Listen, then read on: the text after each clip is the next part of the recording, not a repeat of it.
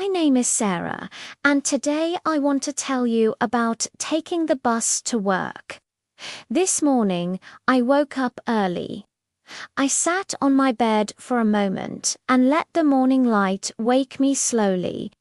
Then I went to the bathroom to wash my face and brush my teeth. I prepared a small breakfast. I sat at the table and enjoyed the quiet morning. After eating, I cleaned the table and got ready to leave. I picked up my bag and checked that I had everything I needed. Then I stepped outside the house. The air was cool and the street was calm. I started walking toward the bus stop. The sky was turning brighter with soft morning colors. I saw a delivery man starting his day and a woman watering her plants. A few people were already waiting at the bus stop. I stood politely and waited with them. While waiting, I listened to the morning sounds around me. After a few minutes, the bus arrived. I waited for the passengers to get off first. Then I stepped inside the bus. I looked for a comfortable seat and found one near the window. The bus started moving, and I watched the city wake up. I saw a bakery opening its doors and smelled fresh bread.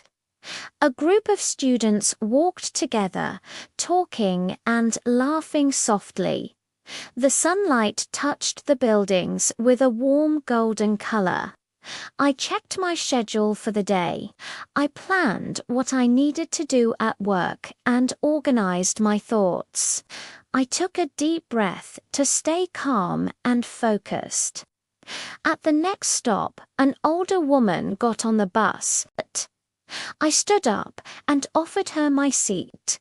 She thanked me with a warm smile. The bus continued its route through the busy streets. I watched people starting their day with energy. A few minutes later, the bus reached my stop. I pressed the button gently. When the doors opened, I stepped out carefully.